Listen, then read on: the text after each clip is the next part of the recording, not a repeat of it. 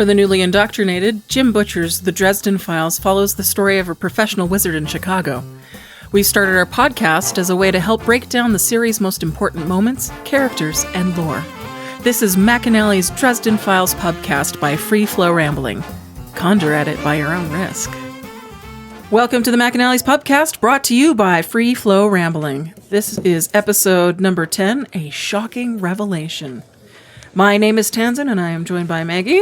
Hello. And Jess. Hi.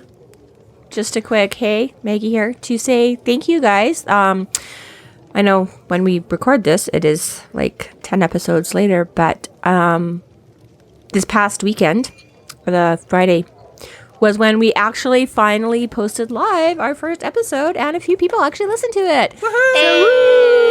Thank you guys. That was super cool. Thank you for everybody that posted some feedback, people that visited Reddit and Twitter and our site, McAnally's.ca, and all of that good stuff. Super exciting. Makes us feel like, yay, maybe we don't suck. No, just kidding.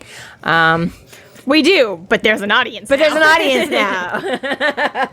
200 listens in 2 days, and you're all suffering with us. Yeah, so hopefully that continues. Hopefully we just continue to get better and attract more listeners. And we are super, super excited, and it was super cool. And yeah, we're all a little giggly. And woo-hoo. So thank you. Chapter 18.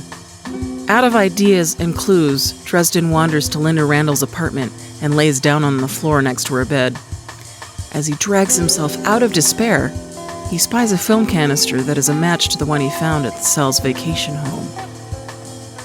Chapter 18. So he just has left the varsity after blowing it up and then forcing, quotes, Marcone to burn it down, and Marcone being like, I should really help you, but I'm not gonna. Bye. And so what does Harry do? So Harry once again finds himself just wandering the dark, mean streets of Chicago at God knows what o'clock in the morning. And I'm like, I'm sorry. Didn't you end up here because you were doing this and then you got jumped and beaten and assaulted? Why are you back out here just wandering the streets in a daze? I mean, I get it, but at the same time, yeah, literally all that's happened is you've gotten pissed off Marcone in between wandering the streets and getting jumped, and now you're back wandering the streets. Hopefully not getting jumped again. Hopefully, but I mean, come on, Harry, pressing your luck a little, don't you think? He does say that in hindsight, that he thought it was a stupid idea. Well, yeah, but maybe he should have thought of it in foresight, considering it just happened. I mean, someone I know recently had their car broken into and their window smashed, and 2 weeks later, they had to be downtown again, and they're like, I don't know, do I lock my doors or do I leave them open so they don't smash the window because, this just happened? I'm like, this is maybe 2 hours? She's speaking about her daughter as a friend of a friend. Well, I don't know, maybe I know somebody's car got broken Maybe into. she doesn't want a shout out, I don't know. We know a guy. Your daughter? Yes, okay. So my daughter's car was broken into and they smashed the window. And now, a couple of weeks later, she had to be in the same area, and she's like, do I leave it unlocked so they don't smash a window, or do I take my chances and lock it up so they don't, try and just steal a car, because now I don't leave anything in the car, and it's How many times do we have to teach you this lesson, old man? Point is exactly, I was like, that's a couple weeks, and she's got it on her mind that it's a possibility. This has literally been a couple of hours, and Harry's like, oh. Harry's concussed. We already established that. Oh, all right, and fine. now he's in the dump, the down and dumps. Well, he kind of was after the other viciously horrible crime scene. I'm just saying. He didn't know Linda well, but he'd met her. He'd seen her just hours before, and now she's all heartless and gutted, and Harry is feeling a little gutted. Not as literally. But yeah, anyways, I just thought that was kind of funny. I'm like, wow, Harry, way to go. But, he is, and he does, and he starts thinking about sweet old Papa. And yes, poor Harry, who just... Yeah, we get a little bit of a backstory for... Nobody there to love him. For Harry. Yeah, I started thinking about his dad, Malcolm. Yeah. Good old Papa Dresden. Oh, Papa Dresden. I took care of him. Who was a good papa for that first 6 years. He was a good dad. He did the best he could. He was just kind of your mild-mannered, sort of nerdy kind of... Generous to a fault. Yeah, they... Not a ton of stability in some ways, in the sense that, you know, he was a traveling showman, stage magician, so they were on the road a lot.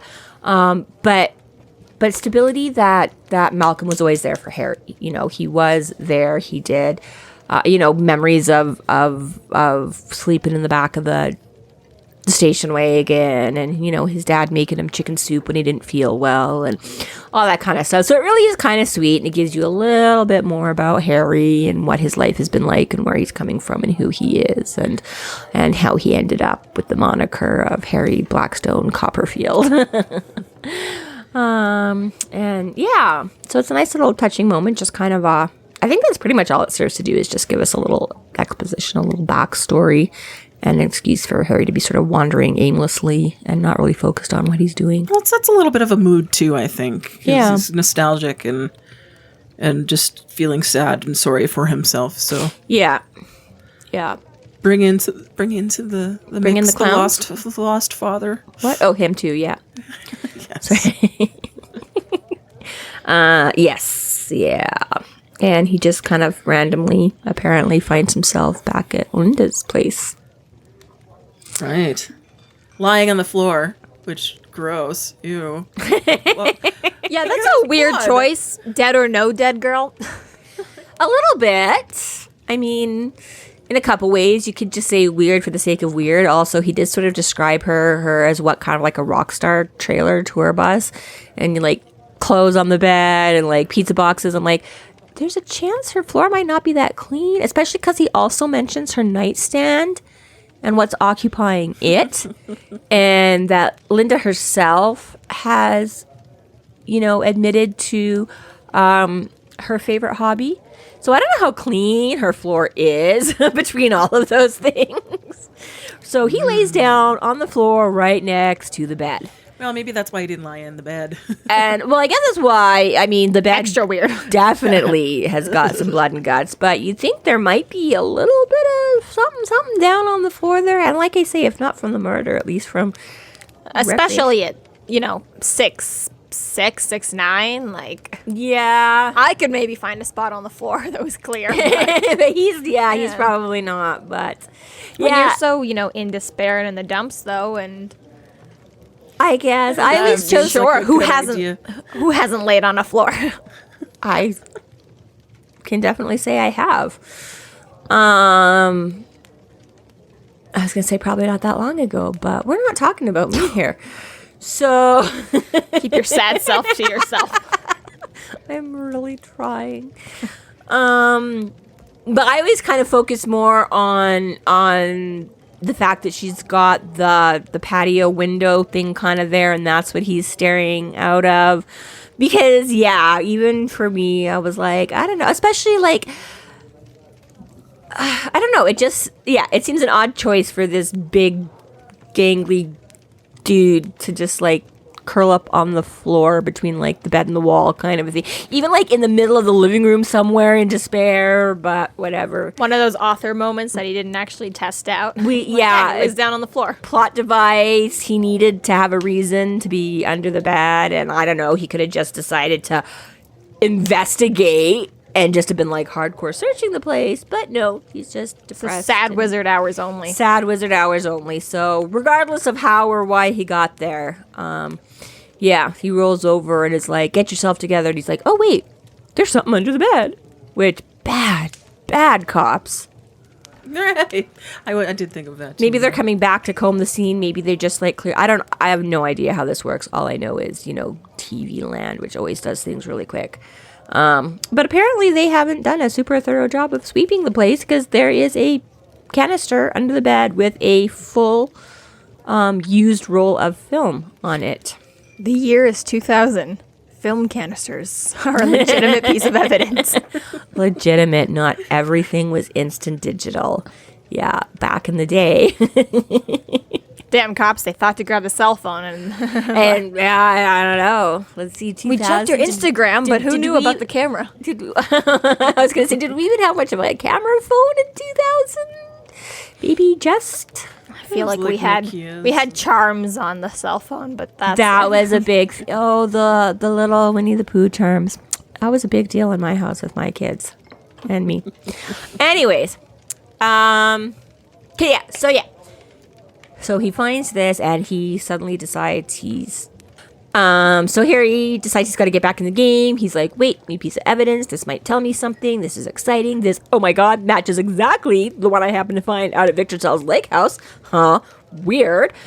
And he's psyching himself up, getting all pumped. Wizard. Look at him go. He's not collecting any dust on this guy. Oh, wait, except for like the 2 hours he fell asleep on the floor in front of the window. Well, there was a nice, it's kind of nice to know that he's got that human side of him, that wizards are not all powerful. Fallibility. Yeah. He's pretty much at his lowest point. And, he's had a rough couple days. He was concussed. It's the middle of the night. He's been chased around by a demon. He, threw down with Marcone's guys, blew a door. He probably needed the nap. Yeah. I mean, he did pass out for a while there. Says, I was just so tired, exhausted from all the magic I had to use, from the walking, from the bruises, the punches, and the lack of sleep. So that's where it does actually say that it does cost him energy to use magic. Yes. Yeah. And we sort of stated before, maybe not as explicitly, but exactly that he processes it through him. You don't create or destroy energy. So yeah, it takes a bite out of him when he's doing all that stuff. So, but yeah, so he's trying to psych himself back up. He's excited. Maybe he's got a break. Maybe he's got a lead. And there's a key in the door, and he's trespassing on a crime scene. Oops. Who among us hasn't accidentally? Right. It's that desensitization, you're so used to it at Halloween, just picking it up at the dollar store, that what does police do not cross really mean anymore? Apparently not much to everyone in this book. No. And yeah, that's pretty much, that's chapter 18. The style's still in Ski Instinct. Chapter 19. As Harry is headed to leave, someone enters the apartment. Posing as a CPD authority, he confronts the man and learns he was the photographer Donnie Wise, returning to collect the film he had shot that had gotten Linda Randall killed. She had hired him to get evidence of the sex rituals going on at the lake house to use for blackmail. Oh, we got chapter 19.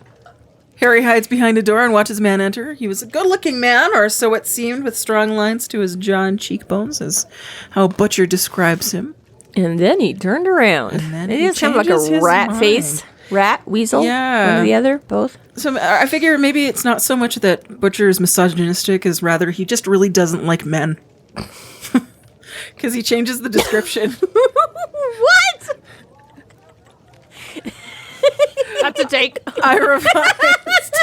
I revised my opinion of his looks. His mouth was too pinched, his eyes too small and too close together, giving him the intent predatory look of a ferret. It was the weasel. Yeah. I thought. I take offense on behalf of ferret owners everywhere. Just ferret looks look great on a ferret. Ferret looks don't look so great on a person. On a person, yeah. Draco Malfoy was beautiful.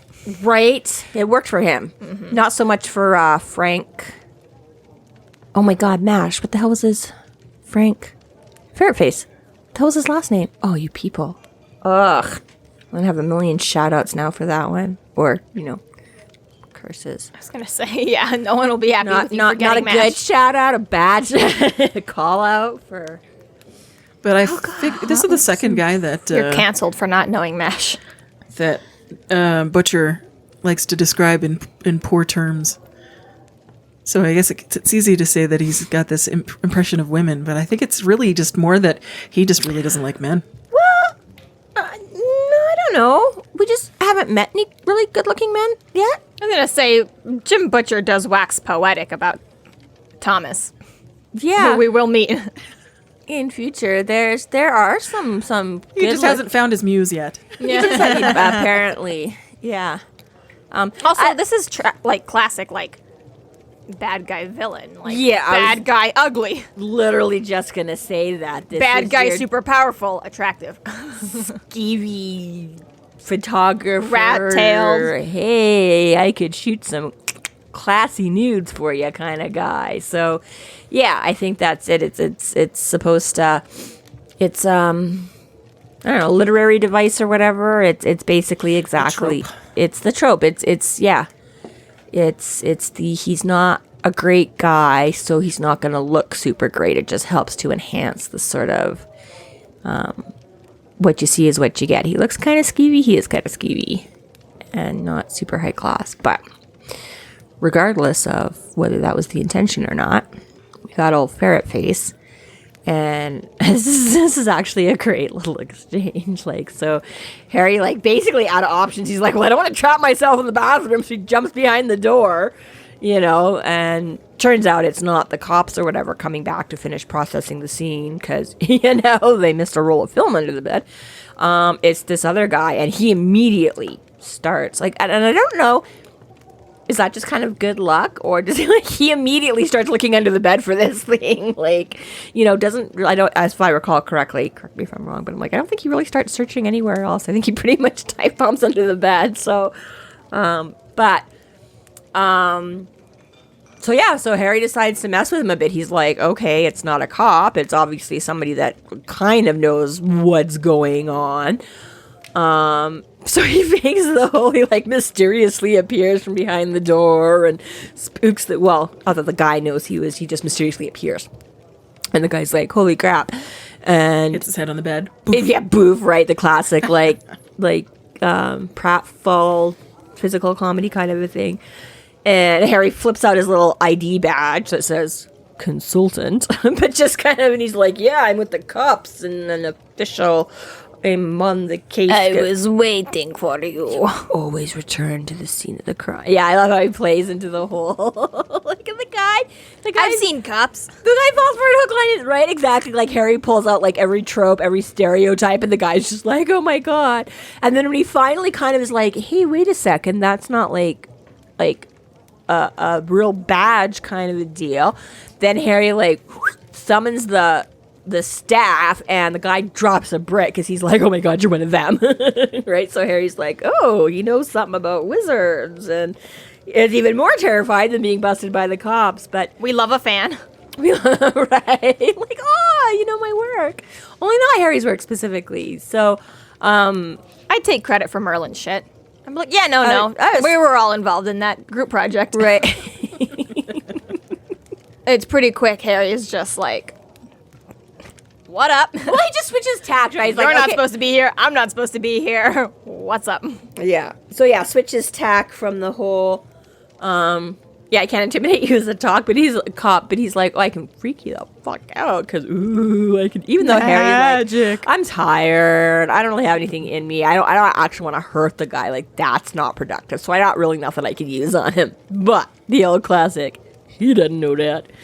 This was something that kind of was one of those amusing but slightly annoying. So this is, again, if you've listened to the audiobook, there's some parts here where Marsters, again, obviously just slightly missed the gist of the chapter, having not sort of been able to pre-read and all that, because Donnie keeps trying to reply sarcastically, but in the initial read, Marsters kind of reads it as straight. So he's like, so yeah, Linda hired me to take some pictures or whatever. I've done, you know, she knows me because I've done some work for the girls before and stuff like that, like for magazines. And Harry's like, oh, like adult magazines.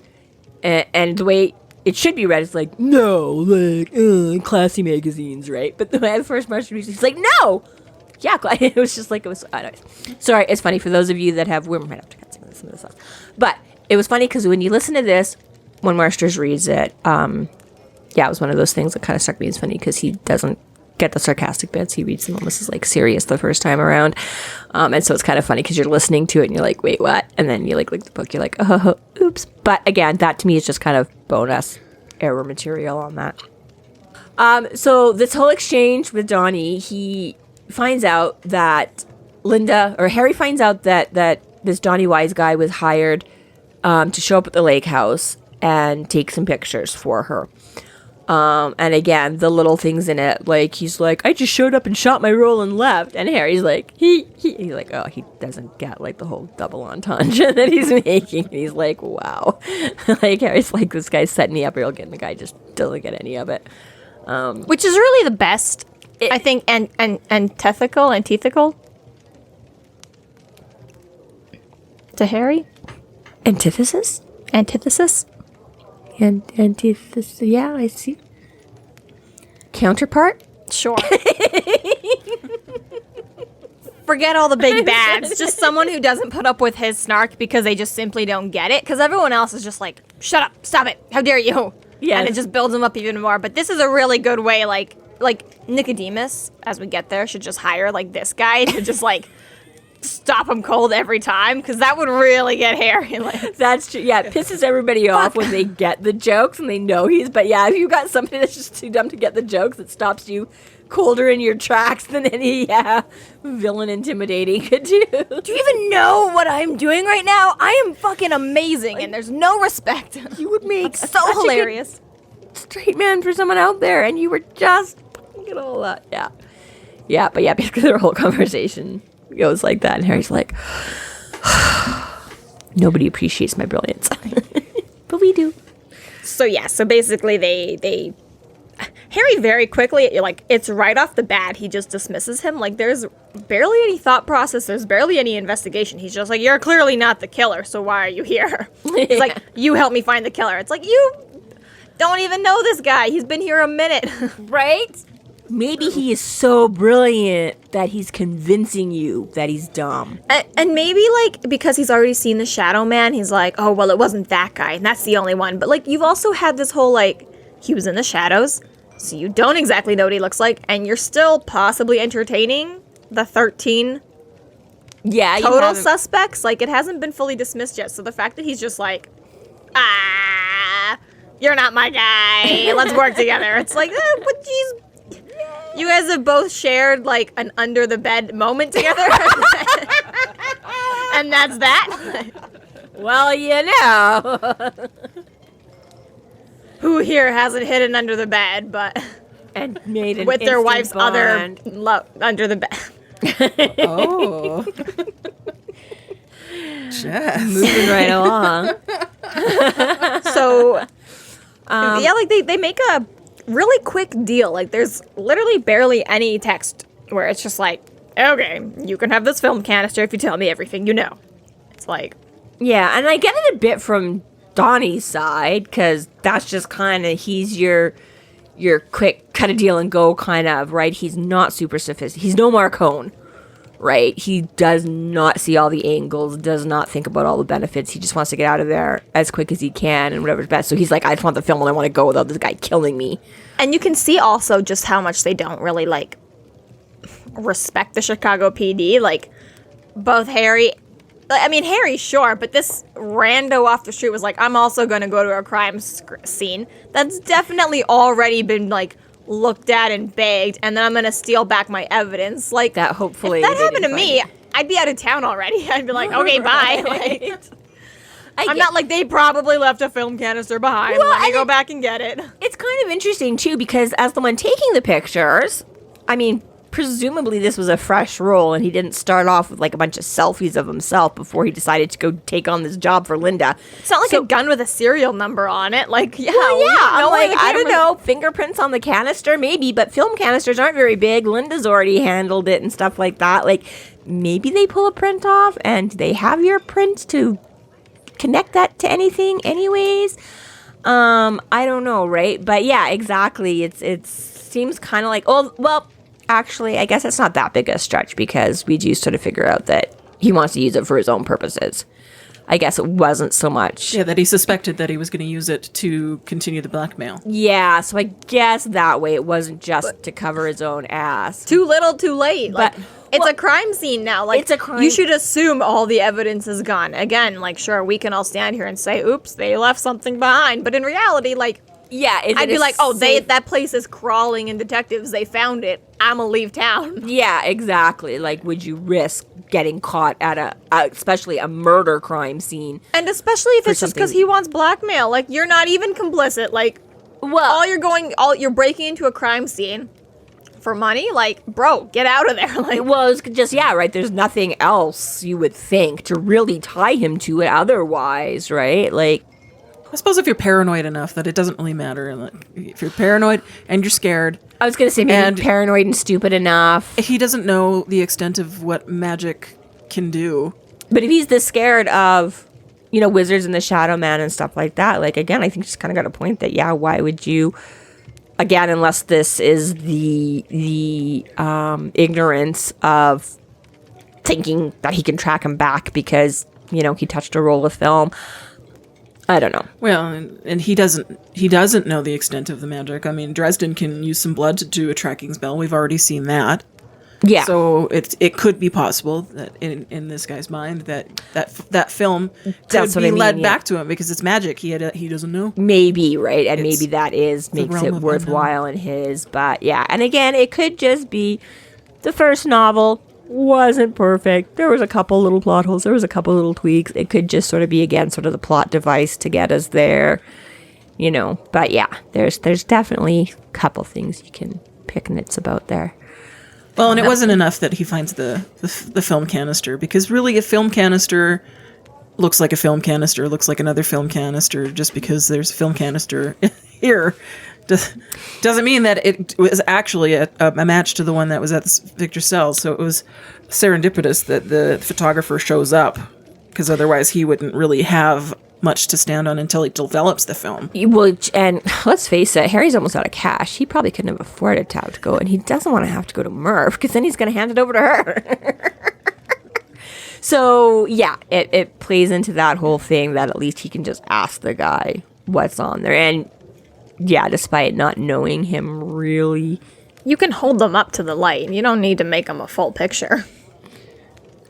You just have to develop it first, though, because otherwise if you open that film up, it'll destroy it. Yeah, so? Even the negatives have to be developed to a certain degree. You can still look at it, like... No, it'll white them out.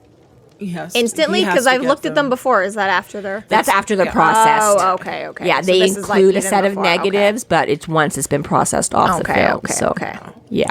I was like, just hold it up to the light, but okay. Yeah, no. Not even that part yet. No, he couldn't do that instantly. Okay. He would have to, yeah. Either way, at this point, all of the details are pretty lined up. Like, you could, you know, like those, like, mystery novels where it's like, they end and it's like, so who did it? Like, there's, like, 10-page whodunit sort of stories. Like, at this point, you've got a pretty good, like, there was a thing out at Lake Providence. This guy had to go shoot at Lake Providence. This guy had a camera. This guy made shoots for Linda. Linda wanted to talk to Harry and gives, like... At this point, as far as one of the lines go, it's like, okay, sure, I can get Harry's thought process, you know? Like, he's arrived at the conclusions that all make sense now. Except for the part where, like... I mean, we still don't know about the magic angle. Insofar as the Shadow Man, but we have a pretty good idea about... Monica Sells has sent Harry out to go find Victor Sells, and this Donnie Wise photographer has taken pictures of Victor Sells on behalf of Linda Randall, and Donnie knows about magic, and Linda knows about vampires, and Jennifer and Linda, and Jennifer and Tommy Tom are the ones dead. Tommy Tom is a part of Marcone. Like, it's very, like, you know, like, what starts out is, like, 37 different lines. Like, you do see it now be like, okay, wait, this is all one congruent story, as a matter of fact, which is typically how these stories go. It's 37 problems that are like, wait, it's all one problem. Spoiler. But it's not, though. Now you get to this point, yeah, at which point, you know, he very quickly is just like, okay, fuck you. Like, I got what I got, destroys the film, and now it's like, it's almost like the last track in, like, a racing game. Like, he's just like, you gotta hit as many gold rings before the finish line as you possibly can. Like, ring as many bills as you possibly can. Right. Because he just starts on this quick, like, okay, I gotta talk to Monica, I gotta do this, I gotta do that, I gotta get there, I gotta, you know. And to be fair, it's been established that if he doesn't, he's dying the next time it rains. Well, and storms, there like, is, you know, and as a we literal deadline. And as we spoke in the last episode, you don't know what the weather's gonna be like. Like, we've discussed it has to be at nighttime because otherwise the daytime will ruin it. But other than that, it could rain tonight. So, yeah. And it did say also that the sun was just beginning to rise. So we know he's got like 16 plus hours to get this done. So, yeah, we're like potentially. It might not rain and snow tonight or storm tonight, but it might. Yeah. Well, yeah, it really becomes Sorry, like... we're in Canada, and March, our storm still involves snow. Which we had just a couple days ago. March 28th. I hate it here. Yeah. Well, yeah, exactly, right? He's starting to feel the pressure. He's starting to put it together. He starts to wonder, like, maybe there was a reason I was sent out there in the first place, right? But I do kind of like it still takes that moment to show Harry's moral side, too, that exactly, instead of just walking away, he just, like, he destroys. He's like, well, you already told me what's on it, so it's no good to me. Like, assuming you're right, then I have what I got. Assuming you're lying, well, whatever.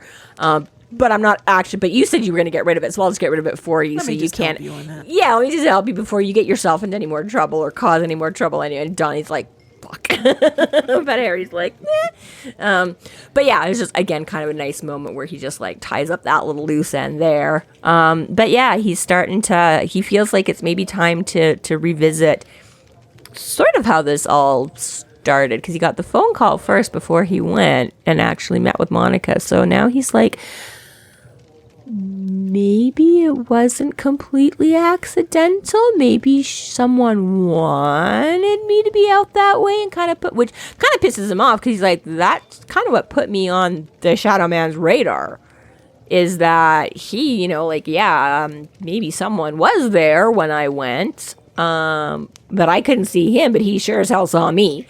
And when I started poking around afterwards, so that, you know, oddly enough, doesn't sit real well. Harry's a little annoyed by that. And thus far, he kind of thinks he's on the Shadow Man's radar because of Murphy. He's been involved in this thing. And Tommy Tom and Jennifer Stanton's murder. So he's been going from this angle, like, okay, well, this is what happens when you're a consultant for the police. But now it's like, no, wait, like, I got tricked into this a whole other way. Yes, like, yeah, they might not be as separate as I've been believing they are pretty much up until this moment. Yeah, so Harry's like, maybe it's time for me to check in with that client who sort of said she didn't need me anymore. I need her. Yeah. So that brings us to chapter 20. This is chapter 20. Chapter 20. Harry goes to confront Monica Sells, now reasonably sure that Victor Sells is a warlock. He wants to know as much information as he can. He notices that she's been abused, and her children are scared. He falls into a soul gaze and realizes that she contacted him to protect her children more than anything. Now here's some of your scene setting, Tansenn. Yeah, there's a lovely ominous description. That's great. The street was quiet one, and it took me a moment to realize that most of the houses were not occupied. For sale signs stood in many of the yards, sparse curtains draped over empty gaping windows like cobwebs. There wasn't a lot of bird song for a street with so many trees, and I couldn't hear any dogs barking as I walked along the sidewalk. Overhead, clouds were thickening, building up for another thunderstorm. Taken all together, it had a feel of some place blighted, a place where a black wizard had set up shop. I kind of wonder, because he says, like, the cab dropped him, like, a block away. Is that just so he can, like, sneak up on Monica? Or is that just because, like, the cabbie's, like, again, that ominous background feeling of, like, hey, I'm just going to drop you here. We don't go uptown. We don't go uptown. Yeah. Harry only had $17. That's how far $17 gets you in a cab. Fair. It was like he almost got me to a block. Good enough. I'll walk. You know what? All things considered, that is probably the most legit reason. Because I'm like, he basically goes up and starts pounding on her door and ringing the doorbell. He wasn't exactly sneaking up, so why'd you have to get out a block away? But me and the cabbie counted out 11 blocks. That's how much I got. Like, once the meter hits like $16, can you stop? Because I have $1 to tip you. Or whatever. I don't think Harry's tipping at that. Maybe. When you only have $16 in your pocket? Maybe. I was going to give him the benefit of the doubt. Get me 16 and I'll give you that $1 tip. Because the rest of us have shame. Harry, no. Well, you know what? That's fair at this point, he's like. But anyways. But yeah, you know, does the polite thing, like knocks on the door, nothing, rings the doorbell, nothing, and then he's just like ding ding ding ding ding ding ding ding ding ding ding ding ding ding ding ding ding ding ding. Oh, hi Monica, did I disturb you? But yeah, she just like cracks the door and is immediately like, sorry, can't see you. And Harry's like, fuck that. We gotta talk. Yes. Forces his way into the house. Yeah. And... which somewhat backfires for him, because she's got a stun gun. Right? And pause for a second here. Now, is this jumping ahead spoilery? Because we talked about the threshold with the demon, but we haven't really talked about it with people. And I don't know, because that's not something... I mean, is it... I think it's fair to bring up. Okay, because it's not really... It's not a huge spoiler. It's as such. Part of the physics of the world. Okay. And that is that. Just the fact that it's spelled out more clearly later is just... Okay. So yeah, I find that interesting, because not just the fact that she's got a stun gun, which she tries to, but, you know, we sort of touched on this a little with the demon of thresholds, but, like, so that's sort of anything from outside, anything from the never sort of physically can't cross a barrier at all without a whole hell of a lot. Humans, like Harry, can cross thresholds, but what it does, while it doesn't affect him physically, what it affects is his magic side of it. So he's kind of, again, was this sort of a little bit of a loophole before Butcher had completely solidified all of his, because she tries to come at him with the stun gun, and he sort of lets her for a second to sort of give her that illusion of control that he's got to, lets her get it sort of right up to his face, and then he just kind of goes and fizzles it, right? So so is that just, there's enough, like, it takes so little at that point that even though Harry's left the bulk of it behind, it doesn't matter, it's a stun gun, it doesn't take, I think it's fair to say both. Stormfront and Restoration of Faith were both written not to be a series-long entire thing. Like, he did it as a challenge to his teacher to be like, I can't write. And then we got Restoration of Faith / Stormfront. Yeah. And from that, I'm sure it's fair to say that even if he had rules in place for his own world, they weren't entirely fleshed out. Yeah, for sure. But I think it's also fair to say that Wizards setting off technology wouldn't be a lot of Mojo effort or required. will. Because that's just... typically, like, Harry doesn't have to put will towards that. Eventually, something will just go. He can put effort to it and make it happen. But whether or not he wants to, shit's gonna shut the fuck down. So I think in this particular case, it's just a little bit more like... And that's kind of what I'm thinking. Like, it doesn't use up a lot anyways. Like, yeah, you're home. It doesn't break the rules for this one book. Yeah. Even if they weren't in place in the first place. Yeah, but again, just kind of interesting, right? That, like you say, is probably more one of those things that just wasn't fully fleshed out at the time. But yeah, that he's willing and able, and it kind of... I mean, I guess this is what makes you wonder a little bit, too, that Monica knows some about, but she doesn't know anything and everything about it, too, because otherwise she would have sort of known, basically, at that point she has nothing to fear from him, right? If she knew that he sort of would... his magic would get stuck crossing that, because she never invites him in. He just pushes his way, and that's what does it, right? Like, again, the way, if you invite a vampire or something from the Never, they can access the same thing. You invite a wizard, he comes in wholly intact, mojo and everything, right? So this is, physically, Harry can come in as a human being into another human being's house, but it's the magical part of it that's, it sort of lets you know, either purposefully or accidentally, I guess, the limits to some Monica's knowledge, too, because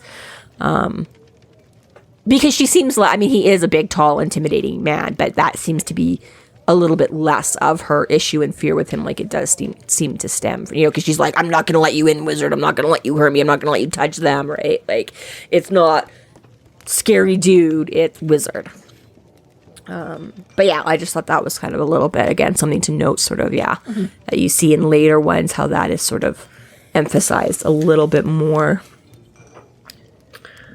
Well, he ends up, while trying to disarm her after he fizzles out with his hex, the electronics, doing a soul gaze with Monica cells, and realizes that really she's just doing this out of the love for her children and just trying to save them. Yeah, she's had a hard life, did not have a great childhood, married somebody that gave her, and it doesn't really specify, whether that was emotional, physical, verbal, it just kind of says she doesn't have great parents and she suffered more of that at the hands of her husband. So we don't know the details, but basically abused woman of some sort or another. And that's, she will take a lot herself and put up with a lot. But the second anything untoward gets close to her kids, that's where she draws the line. That's where she gets the power from. That's where, she says, you can do whatever you want to me, but damn it all to hell, I will not let anything happen to my kids to ruin them and their childhood and their lives and their... Right. So again, there's that inner strength, and it's sort of, Harry does understand more where this all came about, why she sort of came to him in the first place. Doesn't really make him feel all that. I mean, it's he sort of has an understanding, but Harry's like, I'm not really down with all the soul gazes. Like, that's intense stuff you don't want to see and stuff you can't get rid of.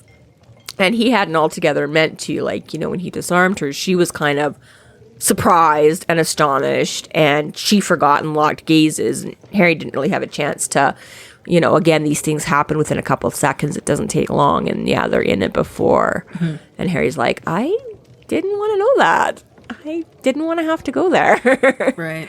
It does seem to calm her down. Like, she sort of collects herself after that, and she apologizes. I'm sorry, Mr. Dresden. Well, he describes it as putting the mask back on.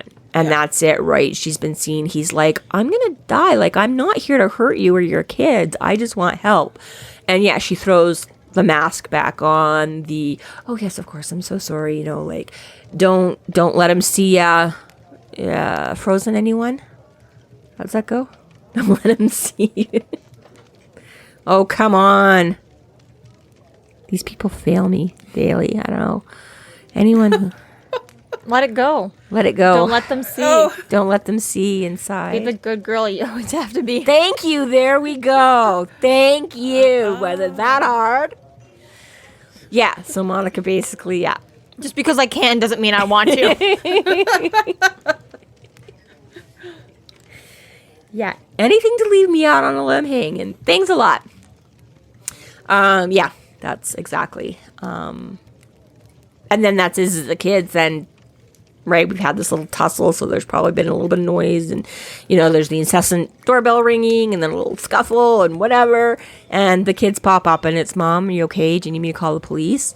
And, again, right, like, Monica is shaken, doesn't want the kids to have to worry, right, probably no, she doesn't really have to fear Dresden himself, but again, she's like, with her back turned, because she's crying, but her back turned, she's like, nope, everything's fine.